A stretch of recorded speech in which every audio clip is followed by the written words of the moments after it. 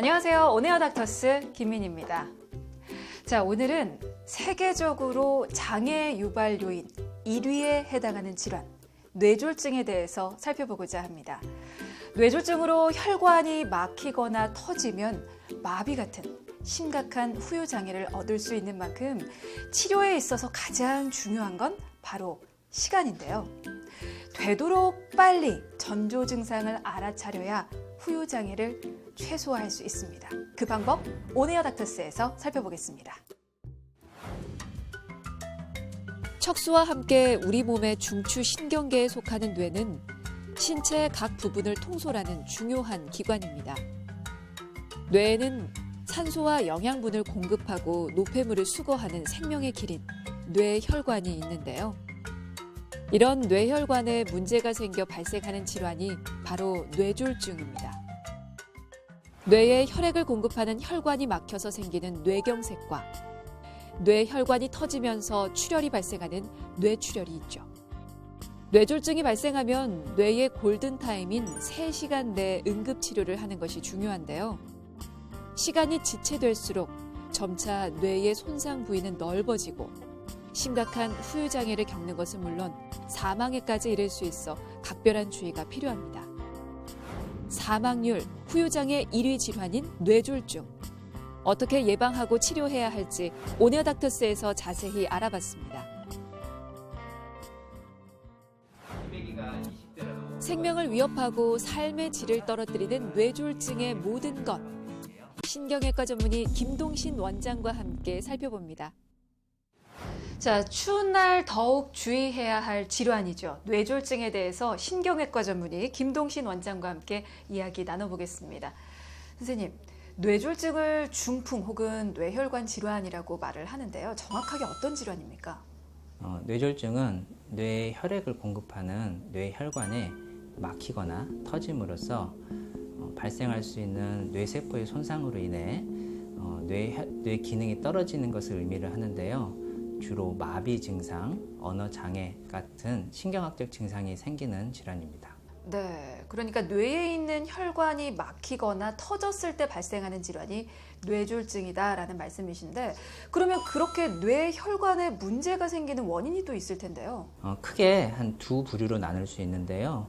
일단 첫 번째는 뇌동맥경화증으로 인해 뇌혈관이 점점 좁아지다가 그 좁아진 부위에 혈전이 막히는 경우, 그리고 심장병으로 인해 혈전이 몸속을 돌아다니다가 뇌혈관을 막는 경우, 또는 조절되지 않는 고혈압에 의해 뇌혈관, 조그만 것들의 괴사가 일어남으로 인해 막히는 경우, 그 세 가지가 있을 수 있고요. 뇌출혈의 원인 같은 경우에는 일단 이제 뇌혈관 기형과 연관이 있습니다. 네. 근데 우리나라 사망률 1위, 이게 바로 또 뇌졸중이라는 질환이라고 하더라고요. 왜 이렇게 사망률이 높을까요?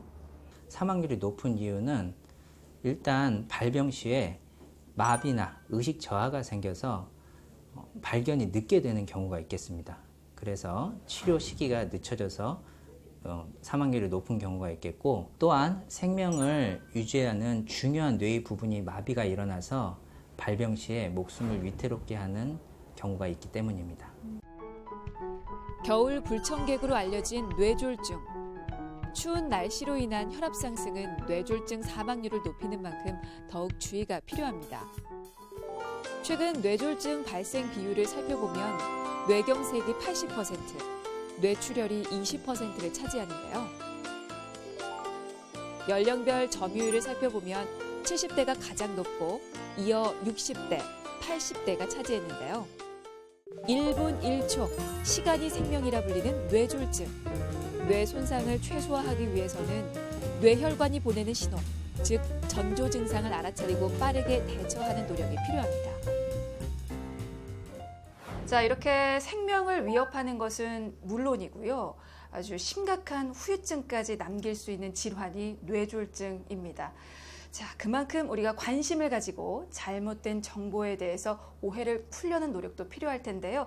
팩트체크 오해와 진실을 참고하시죠.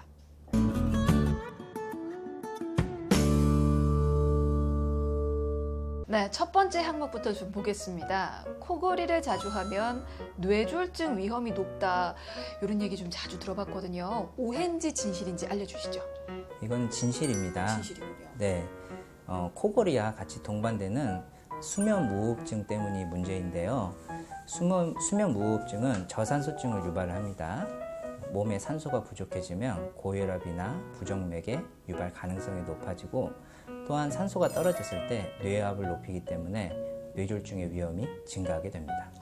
엄밀히 말하면 코골이보다 더 무서운 게 수면 무호흡증이군요. 네, 맞습니다. 알겠습니다. 자, 두 번째입니다. 손을 따거나 우황청심환을 먹어야 한다. 그러니까 뇌졸중이 발생했을 때 지금 이렇게 해야 한다라는 얘기 같아요. 근데 사실 주변에 계신 분들은 어떻게 대처를 해야 할지 모르는 경우도 많은데, 일단 손을 따거나 우황청심환 먹는 게 좀 도움이 될까요? 저희 환자분 중에서도 네. 가끔 이렇게 하시고 병원에 오시는 분들이 있는데요. 이거는 오해입니다. 오해군요. 네, 일단 이제 뇌졸중이 왔을 경우에 손을 따면 통증으로 인해 혈압이 올라가게 돼서 병이 더 심해지게 됩니다.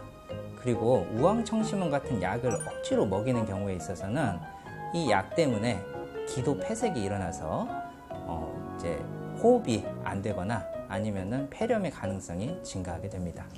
알겠습니다. 섣불리 행동하기보다는 119에게 도움을 먼저 요청하는 게 우선 돼야 될 것 같군요. 네. 알겠습니다. 자, 마지막 항목입니다. 신체 마비 증상.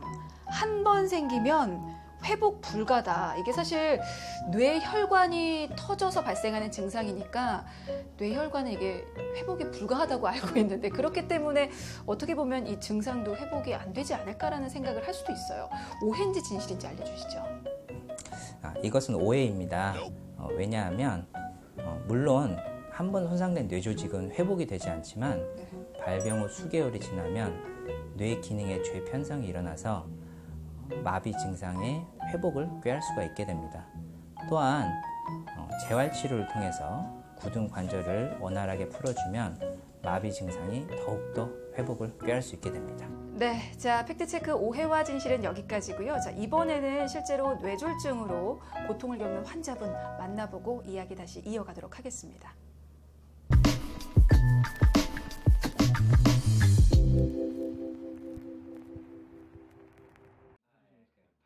몇 년 전 뇌졸중 전조 증상을 느껴 병원을 찾았던 환자입니다. 처음에 언제 어떻게 뇌졸중을 겪으셨어요? 약 2년 전에 일을 하는데 갑자기 몸이 이상하다는 느낌을 받고 병원에 급하게 오게 되었습니다.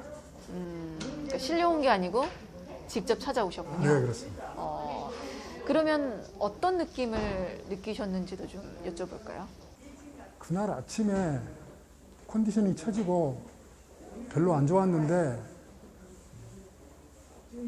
일을 하는데 갑자기 땅이 울렁울렁하며 혀가 잘 굴러가지 않으며 어눌한 대화가 되었습니다. 그렇군요. 그로부터 지금까지 계속 치료를 받고 계시는군요. 네, 지금 이 원장님한테 치료를 받고 있습니다. 지금 얼마나 많이 좋아지셨어요? 제가 생각에 한 90% 이상 좋아졌다고 생각합니다. 불을 봐주세요. 자, 이걸 따라와 보세요. 눈으로. 자, 이렇게 한번 따라와 보고요. 고개는 돌리시면 안 됩니다. 눈으로만. 2년 전 두통과 어지럼증, 말이 어눌해지는 구음 장애를 겪었던 뇌졸중 환자. 여기로. 약물 치료 후 증상이 호전됐는데요. 현재는 뇌졸중 예방약을 처방받아 한 달에 한 번 경과를 관찰하고 있습니다. 예전에 말이 어눌하셔서 오셨었잖아요. 네. 지금 괜찮은지 한번 체크 좀 해보겠습니다. 아, 에, 이, 오, 우 한번 이야기해 보세요. 아, 에, 이, 오, 우. 갑자기 한쪽 팔다리에 힘이 빠지거나 발음이 어눌해지고 시야장애, 심한 두통과 어지럼증 등을 호소한다면 시간을 지체하지 말고 전문의의 진료를 받는 것이 중요한데요. 뇌졸중 진단을 위해서는 병력 청취와 진찰, 그리고 뇌 컴퓨터 단층 촬영이나 뇌 자기공명 영상 촬영 등의 검사를 하게 되는데, 이를 통해 뇌경색, 출혈성 뇌졸중과 감별하고 폐색된 혈관의 자리를 파악해 확진하고 치료 계획을 세웁니다. 뇌경색 치료는 일단 골든타임이라고 하는데요. 발병 후에 3-4시간 사이를 의미를 합니다. 그 시기에 환자분이 오셨을 때 일단 이제 임상 증상과 영상 검사를 통해 뇌 병변의 부위를 확인을 합니다. 적응증이 되었을 때는 뇌 혈전을 용해하는 뇌혈전 용해술을 시행을 하고요. 그리고 비교적 큰 혈관이 막혀서 뇌경색이 온 경우에 있어서는 뇌혈관 혈전을 뚫는 수술을 하기도 합니다.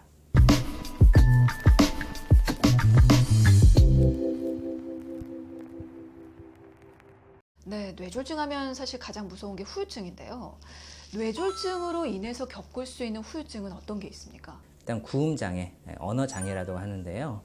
말을 할 때 어눌한 느낌이 좀 남는 경우가 있겠습니다. 또한 음식물을 먹을 때 물이나 목에 걸리는 삼킴곤란 증상이 있을 수가 있고요. 시력 저하, 그리고 4번째는 편마비로 인한 근육의 강직, 5번째는 사지의 저림증이 있을 수가 있겠습니다. 네, 참 이렇게 우리 생명뿐만이 아니고 삶의 질을 위협할 수 있는 질환이 뇌졸중인 만큼 우리가 미리 좀 예측해서 관리를 잘 하는 것도 중요할 것 같은데요. 그래서 요즘에는 뇌혈관 검진도 참 많이 받는다고 하더라고요. 자, 그러면 어떤 경우에 뇌혈관 검진을 받는 게 좋겠습니까? 만성 두통을 앓고 있거나 3개월 이상의 어지러움증이 있는 경우, 또는 고혈압, 당뇨, 고지혈증, 심장병 등의 기저질환이 있는 경우, 뇌졸중의 가족력이 있는 경우, 음주나 흡연이 잦은 경우겠습니다. 알겠습니다. 그리고 뇌졸중 1년 내 재발률이 약 10%에 달할 정도로 굉장히 재발률이 높은 질환으로 또 알려져 있는데, 이 재발을 좀 방지하기 위해서 치료 후 관리법이 있다면 그것도 좀 팁을 주실까요? 네, 그런 경우에는 일단 예방약을 꾸준히 잘 드시는 게 가장 중요하고요. 그리고 당뇨, 고혈압, 고지혈증 같은 기저질환을 관리하는 것이 중요합니다. 또한 적절한 신체 운동을 하시는 게 가장 좋은데, 적절함의 기준이 사람마다 다르지 않습니까? 그래서 대략적으로 말씀을 드리면, 첫 번째, 고강도의 운동을 20분 이상 하는 것이 좋습니다. 고강도의 운동은 빠르게 자전거 타기, 등산, 그런 것들이 있고요. 에어로빅 같은 게 있고요. 그리고 중증도의 강도의 운동을 또한 하시는 것도 좋은데, 그건 30분 정도 하시면 됩니다. 테니스, 가볍게 걷기, 수영, 그런 것들이 있겠습니다. 네, 사실 정말 뇌졸중으로 걱정하고 있는 환자분들이 상당히 많잖아요. 그분들을 위해서 마지막으로 좀 당부 한 말씀 앞에 있는 카메라 보시고 남겨주시기 바라겠습니다. 뇌졸중은 우리나라에서 사망 원인 1위입니다. 물론 남자에게는 암이 가장 중요한 사망 원인이라고 말할 수도 있으나, 이것은 위암, 간암, 폐암 등의 모든 암을 합하였을 경우에며, 단일 질환으로서는 뇌졸중이 압도적으로 중요한 사망 원인이 됩니다. 이렇듯 중요한 뇌졸중은 치료하는 것도 중요하지만 올바로 알고 예방하는 것이 무엇보다 중요합니다.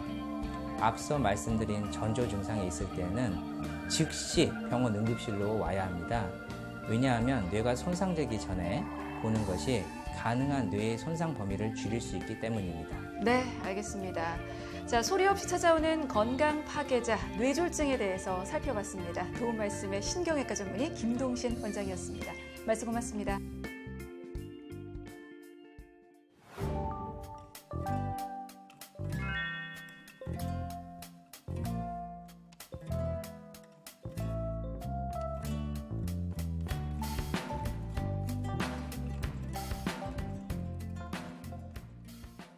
뇌졸중을 제때 치료받지 못하면 사망에 이를 수 있고요. 환자의 10%만이 완벽하게 회복을 할 수 있다고 합니다. 그리고 그중에 75%는 편마비나 언어장애 같은 후유증을 겪을 수 있다고 하는데요. 흡연자나 고혈압, 당뇨 환자, 그리고 뇌졸중 가족력이 있는 분이라면 고위험군에 해당이 되는 만큼 평소 정상 체중을 유지하려는 노력과 더불어서 균형 잡힌 식습관과 금연, 금주 같은 생활 습관을 통해서 뇌 혈관 건강을 지키시기 바라겠습니다.